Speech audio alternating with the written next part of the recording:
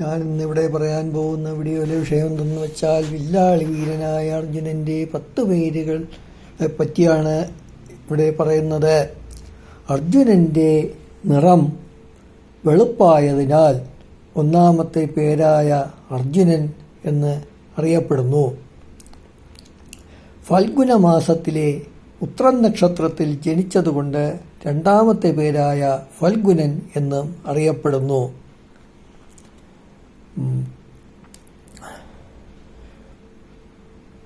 പൃഥ അഥവാ കുന്തിയുടെ പുത്രനായതുകൊണ്ട് മൂന്നാമത്തെ പേരായ പാർത്ഥൻ എന്ന് അറിയപ്പെടുന്നു.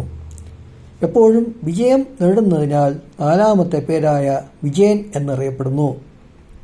അസുരന്മാരെ കൊന്നൊടുക്കിയപ്പോൾ പിതാവായ ദേവേന്ദ്രൻ അർജുനനെ ദേവലോകത്തെ സിംഹാസനത്തിലിരുത്തി തൻ്റെ കിരീടം തലയിൽ വച്ചു കൊടുത്തു. അതുകൊണ്ട് അഞ്ചാമത്തെ പേരായ കിരീടി എന്ന പേരും ലഭിച്ചു. 4 വെള്ളക്കുതിരകളെ പൂട്ടിയ രഥത്തിൽ സഞ്ചരിക്കുന്നത് കൊണ്ട് ആറാമത്തെ പേരായ ശ്വേതവാഹനൻ എന്ന് അറിയപ്പെടുന്നു. യുധിഷ്ഠിരൻ നടത്തിയ യാഗത്തിനു വേണ്ടി ധാരാളം ധനം കൊണ്ടുവന്നതിനാൽ ഏഴാമത്തെ പേരായ ധനഞ്ജയൻ എന്ന് അറിയപ്പെടുന്നു. ഖാണ്ഡവ ദഹന സമയത്ത് ഇന്ദ്രനെ അഥവാ ജിഷ്ണുവിനെ ജയിച്ചതിനാൽ അർജുനൻ ജിഷ്ണു എന്ന് അറിയപ്പെടുന്നു. എട്ടാമത്തെ പേരാണ്. 2 കൈകൾ കൊണ്ടും ഒരേ സമയം അസ്ത്രങ്ങൾ അയക്കാൻ കഴിയുമായിരുന്നതുകൊണ്ട് 9ാമത്തെ പേരായ സവ്യസാചി എന്നറിയപ്പെടുന്നു. ശത്രുക്കളുടെ പേടിസ്വപ്നമായിരുന്നതുകൊണ്ട് അർജുനന് 10ാമത്തെ പേരായി ബീഭത്സു എന്ന പേര് ലഭിച്ചു.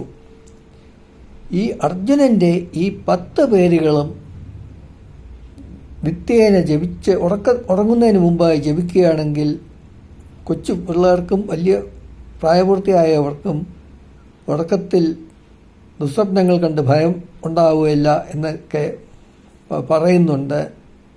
അത് ശരിയാണോ എന്നൊക്കെ പറഞ്ഞ് നോക്കിയാലേ അറിയാൻ പറ്റുള്ളൂ. ഇതാണ് കാര്യം.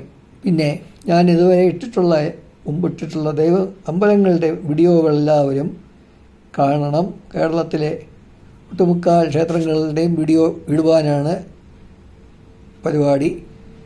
പിന്നെ അതിനിടയ്ക്ക് മഹാന്മാരുടെ വീഡിയോകളും ഇടുന്നുണ്ട്. അതെല്ലാവരും കാണണം, സബ്സ്ക്രൈബ് ചെയ്യണം, ലൈക്ക് ചെയ്യണം, കമൻ്റ് ഉണ്ടെങ്കിൽ കമൻറ്റും ഇടണം. ഇനി നാളെ ഒരു പുതിയ വീഡിയോ ആയി നാളെ കാണാം.